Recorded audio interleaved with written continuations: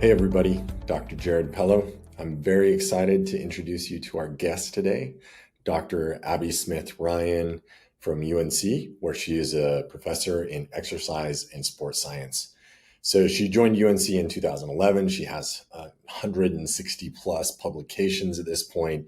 She specializes in exercise, nutrition, and body composition, and how those affect cardiovascular health, metabolic health, and specifically around female health, which is super cool. She is one of my favorite people in the exercise science, body composition, and nutrition area. We will talk to her many times, but please enjoy our conversation where we took a deep dive on body composition.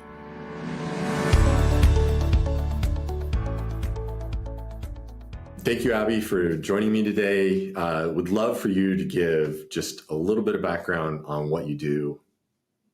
Yeah, hey Jared, always great to chat with you. So I am a research nerd, professor at the University of North Carolina, where I direct a laboratory where we do all human subjects, exercise and nutrition-based trials. But in the concept of today, one of my expertise is in body composition measurement, interpretation, and application. So I'm super curious, at what point in your life were you like, I want to see what people are made up of? It's funny that you asked that. It actually was one of my first interests.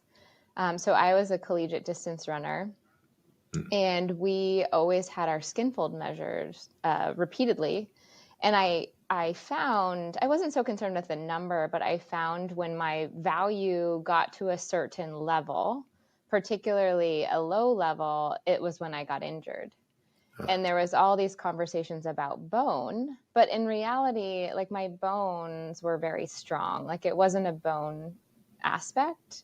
And so it was in college where I started to wonder and see like, oh, I don't look like that person, but I'm performing better. Or do you have, like, bodies are just different?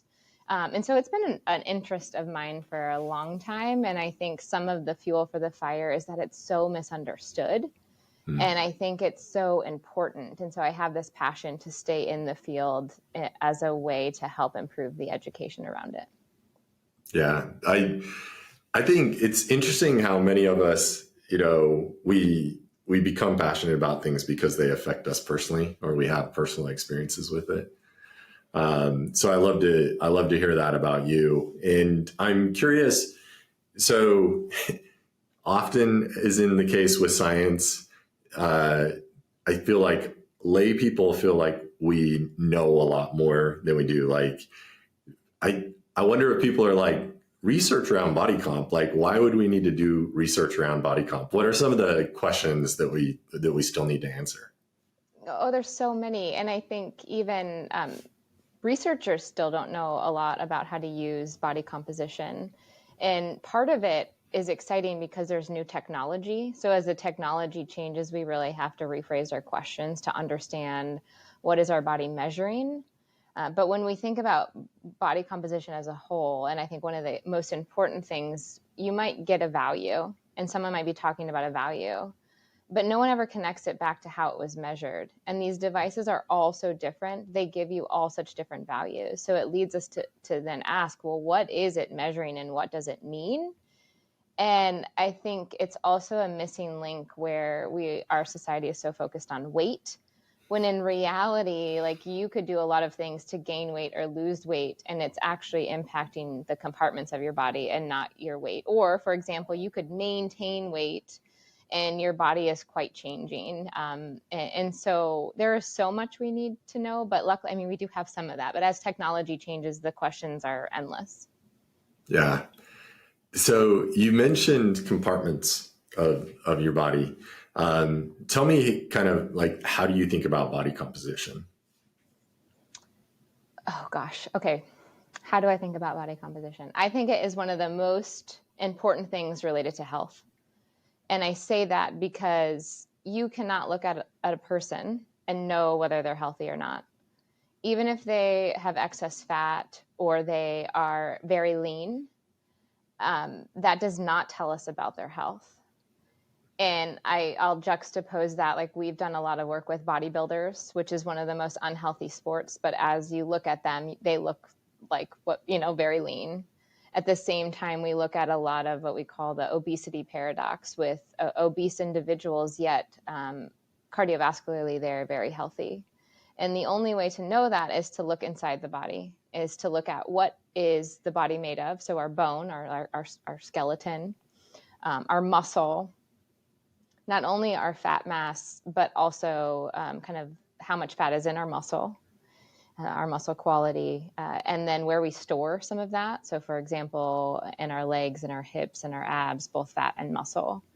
And then, the other piece that you don't measure from body composition is our heart, our cardiovascular health, which is all tied together. And so much of that is directly related to our health that you can't tell by just weight. Yeah. It's interesting. I feel like the scale, the weight we see on the scale is what drives 99% of people out there. And what do you think? I mean, you mentioned a little bit of what that is missing, but if you were going to kind of pick out the top things that the scale misses that you can get insights with body composition, what are those things? Well, let me give you a little story and then I'll answer your question. So because I'm a research nerd and look at composition earlier in my career, and being a distance runner earlier in my career, I did like a physique competition with this goal of just how can we change the physique and track that? And within that, my weight did not change. So I was at the exact same weight despite basically losing fat and either gaining muscle or maintaining. The scale did not change whatsoever. So I say that is because the scale, we are so motivated by the scale, but it often doesn't move. And largely the most impact piece is water. And that is impacted by muscle and how much fuel we have in our muscle. So just for example, if you haven't eaten for a while, or you wake up in the morning and you haven't eaten all night, your muscles don't have a lot of carbohydrate, and carbohydrate hold a lot of water, which changes weight. On the opposite, if you eat Thanksgiving and have a lot of carbohydrate and you fill the muscle with carbohydrate, that pulls in more water and therefore your weight increases. And so that's really important. Like, a lot of people will say their weight changes quite dramatically. And you usually see that in individuals that have larger muscles or bigger changes in those, what we call stored carbohydrate. And so it's this unfortunate benchmark that it moves even if you don't try, or doesn't move even when you try. Right. It's so funny because it makes all the sense in the world. Like, if you compare, a 225 pound like fitness model and a 225 pound unfit person, like we understand they weigh the same. Like, we look at them and we're like, weight doesn't really matter in this case. But for some reason, when it comes to our personal bodies, we think that weight is the most important thing. Well, yeah, and I think a couple other important pieces is that weight should change over time. We have different kind of weight set points. And again, I'll use myself as an example. I've had 2 children. And if you think about even hormonal changes, when you think about puberty and different life stages, a lot of people will say, oh, I wish I weighed what I did in college, or I wish I did what, in high school. And so I weigh a lot more than I did. But honestly, my body composition is this. I'm leaner now than I was. And so this weight target, we forget that our bodies change and there's a different set point and a reason for that.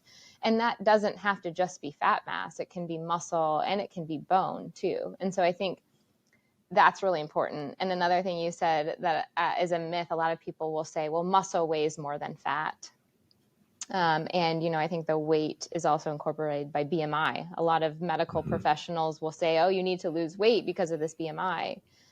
When in reality, it doesn't tell us what the body is made of. So it's this additional kind of missing target. when we think about muscle and fat, they weigh almost the exact same, but muscle takes up less space. And Mm-hmm. so I like that as a target because, for example, if I want my pants to fit different, it's often not weight, it's just changing the fat with the muscle, depending or shifting. So it just gives us a much better tangible goals because those compartments change, whereas often weight does not. Right. Yeah. So I'm curious, I would love to hear, the different ways to measure body composition and then the fidelity or accuracy of those ways. And we don't have to go super in depth because, I know you do a bunch of research around DEXA. We take our members through DEXA, so we can spend most of our time on DEXA. But, even DEXA has its strong points and weak points. So I'd love to hear just really quickly the different ways that you think about body composition and accuracy or fidelity of that. Great. And maybe let me circle one other thought when we think about body composition. A lot of people are afraid of the outcome. So body composition are these compartments when everyone in the media is focused on percent body fat, which is the amount of fat over weight, when in reality, that is the least helpful outcome. And I say that because you could maintain percent fat and change the other compartments. And so the motivation to get a measurement is not about percent fat. It really is about knowing how much fat mass you have, how much muscle mass you have, and how do your bones look, if that's an important part of, depending on your life stage. And so as we go into measurement, it does depend on what of those compartments we're trying to capture. And I also think it's really important. People are always so afraid of this taboo topic of, percent body fat, or I'm afraid to measure this, or I have to work out and be really fit before I go get my baseline measure. And I would say it's so valuable to get repeat measures at a normal lifestyle because your body should change. You shouldn't always be the leanest. It does change just based on life. And so then knowing what those targets are. And then the question that you asked was, how do you measure it? And what are the composition techniques? I would say the most common right now, I know the members go through DEXA, but one that's more accessible is what we call bioelectrical impedance analysis. And that is, I like that because there's a range of accessibility. You could get a home scale where you simply stand on it without your socks on. Some of them have the handles, which creates more contact points. And those devices are reliant upon total body water. And that's really important because total body water is the most variable compartment in the body. And that's not just because of the fluid we drink, but because our muscles are full of water. And so those are really nice kind of affordable methods to be able to track. So for example, if you wake up in the morning and measure yourself repeatedly, at the same time of morning, they're pretty consistent. However, because fluid is so variable based on, when was the last time you went to the bathroom, how many carbohydrates did you eat, are you dehydrated, they are not as accurate, but it's nice as a tracking mechanism.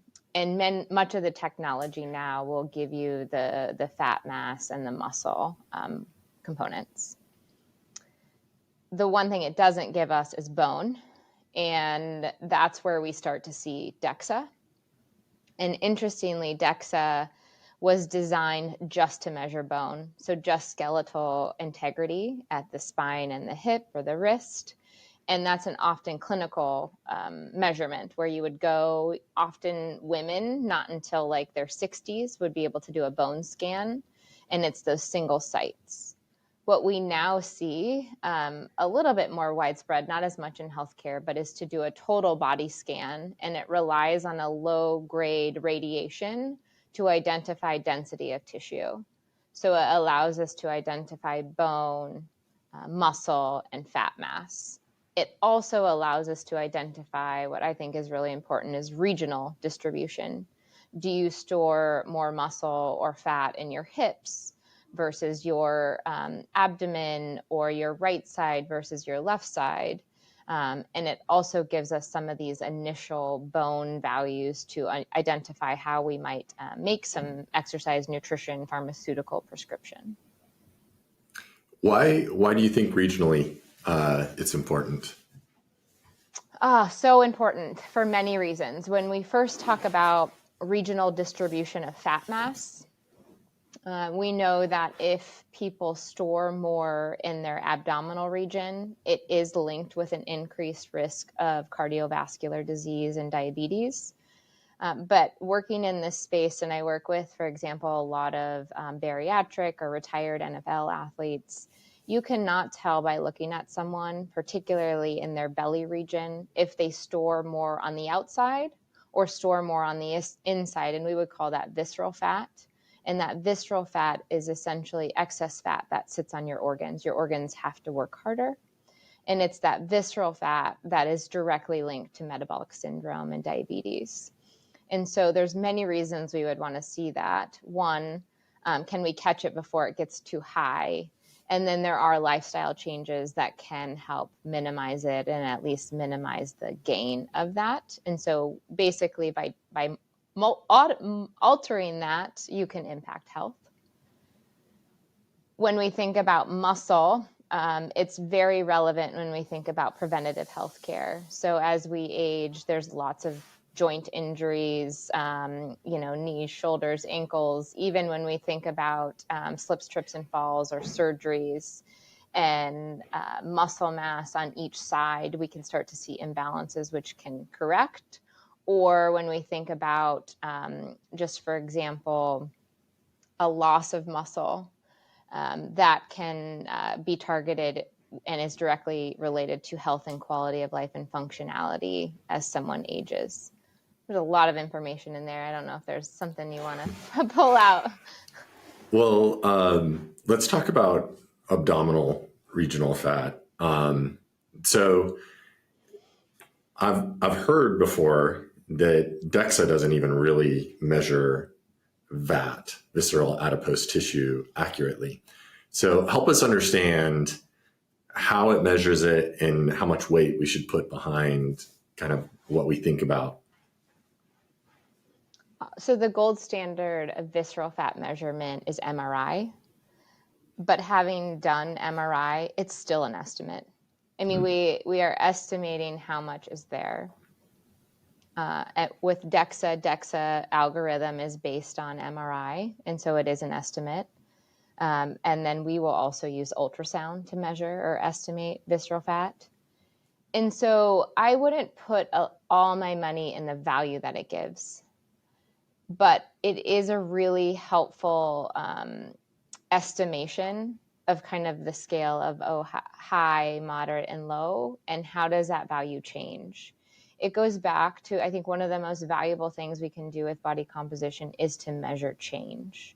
A single time point isn't always the most effective. It's very effective for creating kind of specific recommendations, but the change piece is really helpful, and that from some of these methods is really helpful in that tracking of how does it change with age or with different lifestyle strategies or medication. So if I understand correctly, it doesn't, you do care about the number you get, you do care about the VAT number you get, but it's not so much the number that matters, but the directionality of that number. Is it increasing, decreasing? Is it, I'm assuming though, the estimate, we feel comfortable enough with the estimate that if it's really high or really low, we can kind of clinically make decisions about that and say, yes, you probably do have metabolic syndrome because, or you have enough VAT that it's dangerous, or you have too little VAT, you're undernourished. Is that how you'd kind of think about it?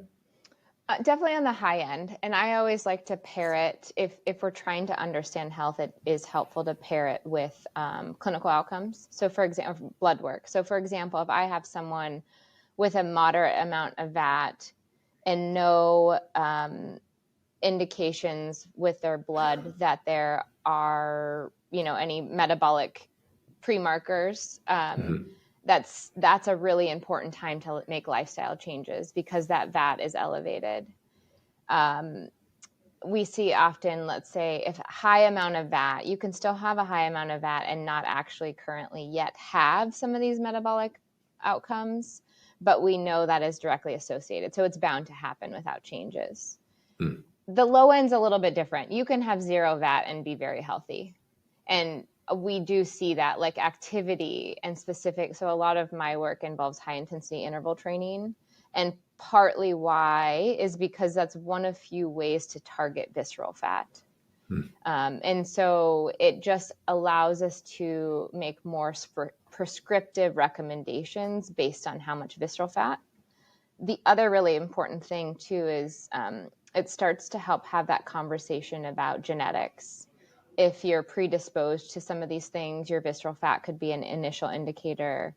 And also visceral fat is quite high in individuals that have a lot of alcohol consumption. So again, it gives us an idea of maybe you have a very healthy lifestyle, but drink a lot of alcohol, or you, live a healthy lifestyle, but have a predisposed genetic risk for some things. And that might show up first in your visceral fat. I really like that idea that you can use VAT as a pre-indicator of possible disease in the future. What are kind of the cutoffs that you use to say this amount of VAT is concerning? We want to get you below this amount. It's a great question. I mean, I think that's another reason why it's not like all or nothing is there's not great normative data, and it depends on the specific DEXA or what method. But I would say, it's more, I can't give you an exact value. Usually, there are some norms. It's above the 50th percentile in general for both that and body fat. Body composition is where we want to have that. Let's take a closer look. Yeah, that makes sense. I mean, I know that even, body composition data, the NHANES data set, which is the national data set we use to understand body composition, I mean, the first ones didn't even have visceral adipose tissue. And so so they didn't have the algorithm. The software didn't measure it. And so now they have it because it's a new estimation. But one thing to think about is if someone wears a lot of tight pants around their waist, when measuring, it will change that visceral fat estimation. And so it just shows like the way you measure and the limitations of some of this, which would then impact how you might categorize someone. Yeah.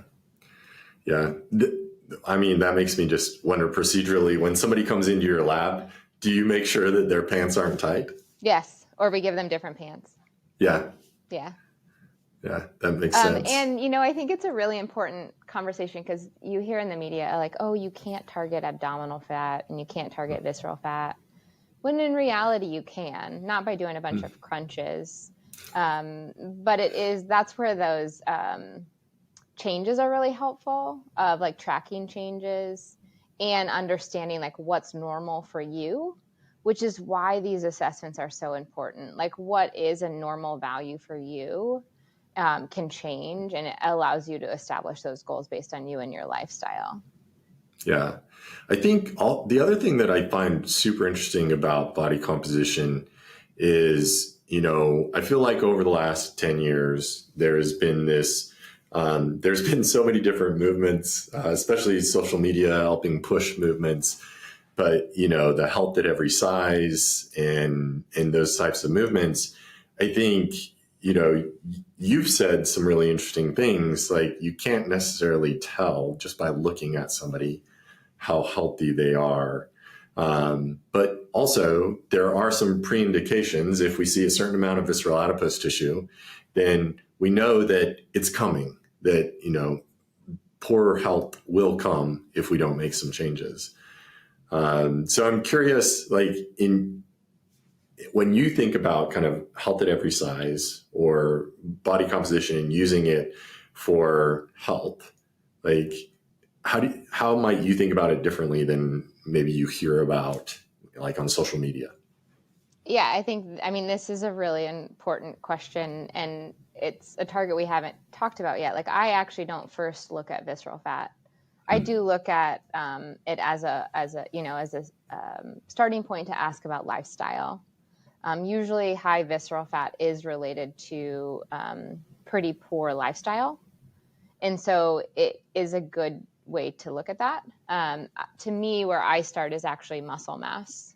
Hmm. And when we think about muscle mass, just for instance, I have sometimes measured people 300 or 400 pounds, and you would think that they would be, at poor health. Obviously, like lots of things impact that. But if they are someone that has more muscle, it actually has a lot of protective effects against chronic disease.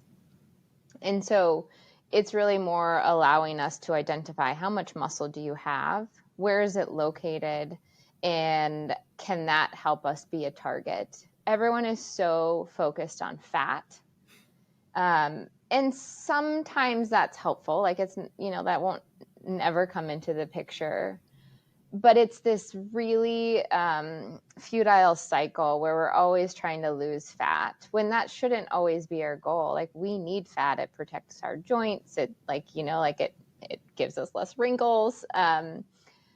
Whereas muscle is such an under talked about and rated compartment of the body, and it has so much impact on health and quality of life, and that should be our target. And so I really use the measurement of body composition to better understand muscle size, the amount of muscle, and how that's changing. And I would say muscle is more malleable than fat. We know how to change muscle. Fat gets a little bit hard because we have lots of fat storage, and our fat cells like kind of just appear and never go away. Yeah, and so like as a physiologist, muscle is a much better target, and we know a little bit more how to change that. Awesome. I recently read Dr. Gabby Lyons' book, Mm. and she talks a lot about muscle centric medicine, and she might make more of a dichotomy than I would, where she says, we have a muscle problem, not an obesity problem, and that's kind of, you said, let's focus on muscle, not fat. I might say like we have both problems, Mm-hmm. but I would love to hear. So you said you focus on muscle first. So what are the measurements that you focus on when you get a body composition back? And like, if you have any idea around the scale that you would use to say, I like to see this kind of muscle mass or composition or whatever. Yeah, I mean, if we think about the easiest, most straightforward measure, that's why I like DEXA to start, because muscle is also directly related to bone. So when we think about muscle, it does depend on the size of the person and the skeleton. So there is some normative data, I'm just thinking, like, I guess as a woman, that's what I'm thinking about right now. But it depends on the size of the person as well. So I look to first see, are they at a good kind of normative level of muscle? And that's really going to depend on age, weight, sex, and race. But then I can start to say, like, oh, that is lower than it should be, total body muscle. Then we can also look at lower body muscle. And I focus on that because lower body muscle, we know, is directly related to functionality. If you're able to maintain, I always give the example of, have you ever seen the old people with no butts?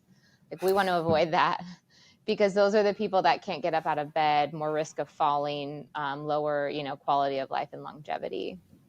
And so there usually is a target, and there's a couple values we look at, would be fat-free mass index or appendicular lean mass index. And it really just takes into account the amount of muscle over height to give some normative values. And it's still a loaded question, but again, you're asking a researcher. Like, we are even developing now normative data, for example, female athletes versus male athletes across different sports, to really say how much muscle is optimal and how can we flag it, for example, for injury prevention. And so there's a lot of work still left to be done, but we do have enough to say like, oh, we're in a good spot, or, you know, like you can look at a value to understand.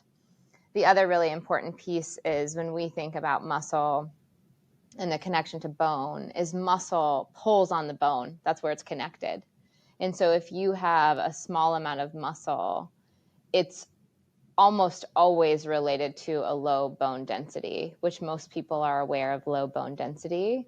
And so if we take the opposite, that one of the best ways to build bone density is to build bigger, stronger muscles to pull on the bone. So they're directly related. And again, when you take skeleton and muscle, like those are key parts of the body that will propel your health and quality of life to the end.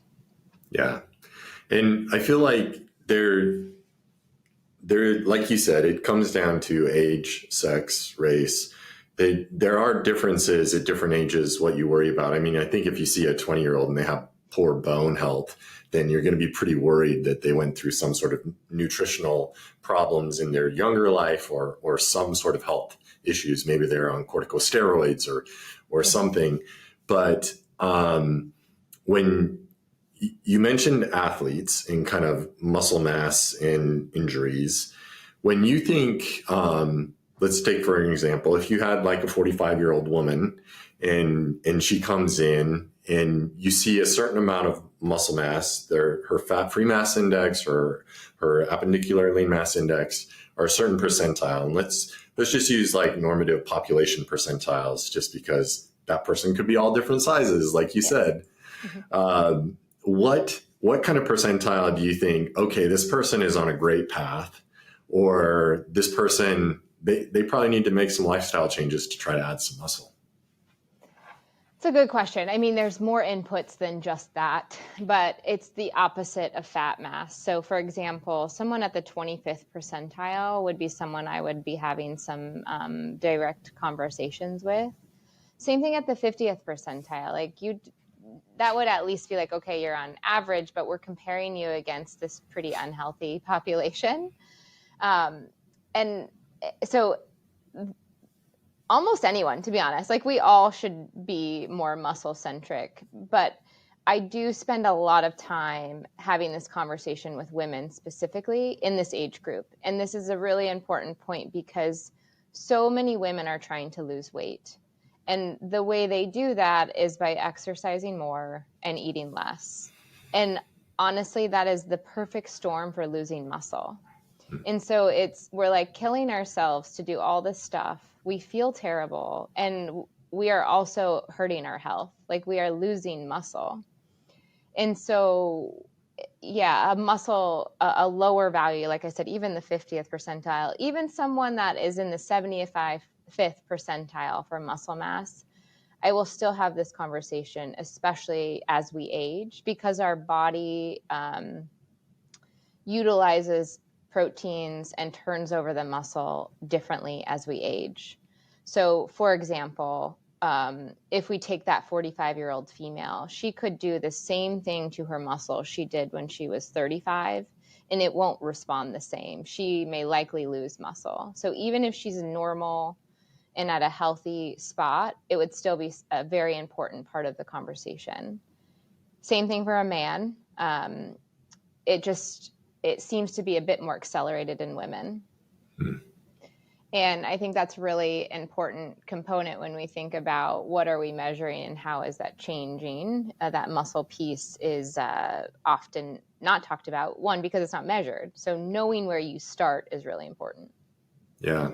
When you talk with women about adding muscle, I've had plenty of conversations with women at this point, and it's funny how many I still hear, like, I don't want to look like a man. They're like, I don't want to get too big. And I'm just like, how many women do you see walking around who are too big? Like, even at the gym, like, you don't walk into the gym and think, oh, all these women are huge. And I also find the younger generation of women seem like much more interested in working out, lifting heavy. And I think social media has a big part to do with that.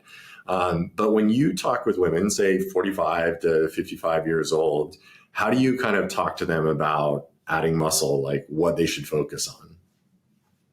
Well, first, unfortunately, we don't have enough testosterone to build muscle like a man. And so heavy lifting will not, you have to work really hard to build muscle. And so that won't change, like that won't make you look masculine. But what we focus on a lot is targeting muscle actually increases metabolic rate and therefore helps us build our kind of calorie and energy goals without doing anything. So if I have more muscle and I'm continually breaking down that muscle by lifting weights, it kind of directly impacts caloric expenditure and overall utilization, which then I can eat more and like my metabolism is higher. The other really cool thing, what I mentioned earlier, is that muscle takes up less space than fat. And so often if you are replacing muscle with fat, your weight's not changing, but your clothes fit very different. And you can visibly see that and feel that. It's one of those things. And so, yeah, we talk a lot about just their goals. And I do think it's not just women, but it is particularly projected at us that the best way to improve body composition is walk and do a lot of cardio, when in reality it's not. That makes it harder. And so we talk, how do we build muscle both in the gym and on our plates? And the nice thing too is it doesn't have to take a lot of time and be really scary. It's just doing those tools that are really effective. And I think the other piece that's really important is muscle is also, and the kind of lifting to support muscle is very protective for our joints if done correctly. And so as we age, most of us are going to deal with joint pain and et cetera. And training, resistance training actually supports that by building muscle, kind of protect those. So we talk a lot about the functionality of it and the easy way to burn calories by doing nothing. Yeah. At some point, I can't wait to talk with you again more about kind of the exercise side of things, because as much as I love Peter Attia, when you listen to the amount of exercise he recommends people do, it's like, I don't know how anybody has that many hours in the week. When he talks about, he does an hour of stability a day, an hour of weight training a day, an hour of cardio. Like some of us have jobs. Yeah, I'm just like, I don't know how that works. And so talking about like efficient exercise and, high intensity interval and those types of things, I'm going to have you back and we can talk about all that. One thing you mentioned though, you mentioned building muscle on the plate, like using the plate as a tool. Can you expand on that a little bit? Yeah.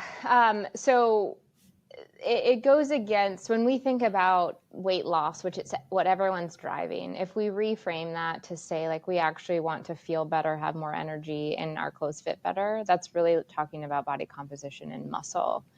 And I know I was taught, especially as an endurance athlete, of like, the more calories you burn, the more you can eat.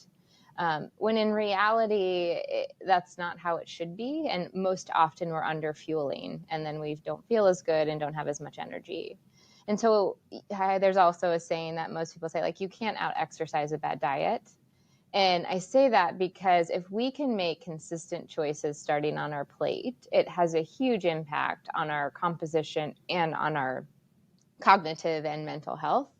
And I am a busy mom. I have a very stressful job, and all these recommendations are just so that we don't have time for that. Like, give me, what can we do now? And what do I teach my children that has practical takeaways? And it's very simple, like building your plate, like first start with about 30 grams of protein. For my kids, it's not quite 30, but it is 10 grams of protein. How do I build my meal around a protein base? We do need more as we age. So like as I get older, I'll shoot for 35 grams, 40 grams. And then I add something green, some sort of fresh fruit or vegetable. I prioritize vegetables and add in fruits. So fresh, there's lots of vitamins and minerals. And then if I need to, depending on my workout, add a starch and, some fats, depending, not thinking too hard about those things, but really prioritizing a protein and a green. I don't need usually to encourage someone to add more carbohydrates. They're delicious. They're easier to come by. You don't have to prep them. And it's just very simple. And the nice thing too is you can do that whether you're at a restaurant, whether you're at the airport, whether you're at your in-laws. And it really helps us stay full. And it helps us provide enough amino acids and nutrients to maintain muscle. And so it's not even about building muscle. Like everyone's so worried about building. Like I'm just trying to prevent any loss. Right. And that it's being more focused about that. The other interesting thing is when you start to build your plate like that, you're not hungry or grabbing the little snack or the little meal that you thought you were trying to do to lose weight. You're really fueling yourself, not just for exercise, but for your day. Yeah. And I think it's fascinating because it's consistency that pays off, but not perfection. Like sometimes, like, I don't know about you, maybe not for you, but for me, sometimes I might still just eat pizza, like for a meal.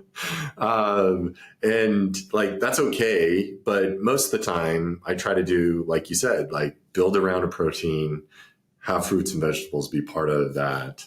And just having that consistency and learning that framework is just super helpful. Yeah, and I mean, let's use your pizza example. So it's often more food. So for example, if I'm going to have pizza, I like some veggies and protein on my pizza. But let's say we do cheese pizza, then what I'll also do is I'm going to add a salad, whether I make it or I just buy it, and I'm going to get a chicken breast on top. It's more food. So I'm still going to have my pizza, but I'm also going to have that green and the protein. The other thing my weakness is I don't love like potatoes, but I every night probably have some corn chips. Like I'll build my chicken and my vegetable and then my carbohydrate is like a corn chip. Yeah. And so again, it's not like that's just not what I put a lot of time into. And you can still eat processed foods. It's just what are you filling up on and where are you starting? And it's quite valuable to teach our families that too. Like my children know what that looks like.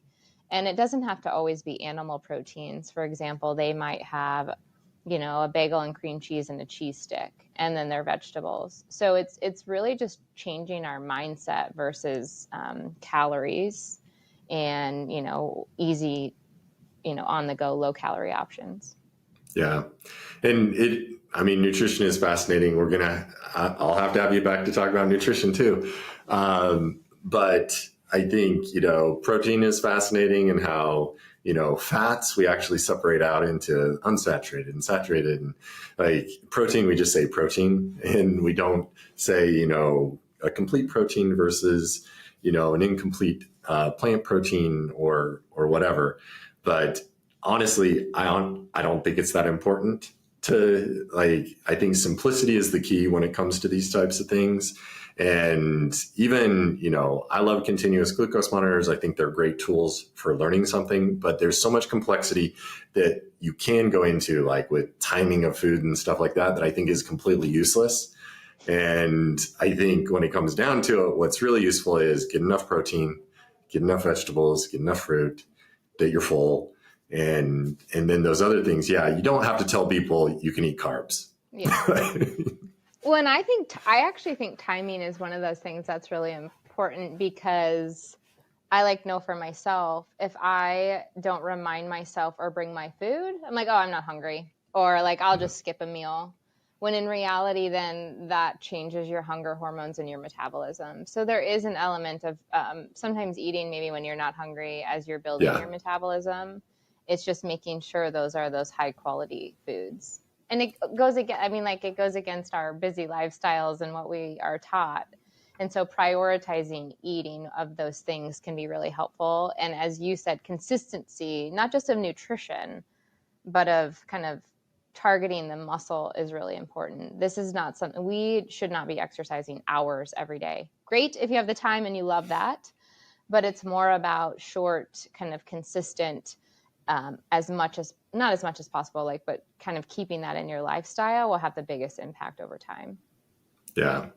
Well, obviously lots more to talk about another time, but Abbie, thank you so much. I think we did a great job kind of going over, visceral adipose tissue. Why do we care about that? A great job talking about fat-free mass index, appendicular lean mass index, how we think about muscle.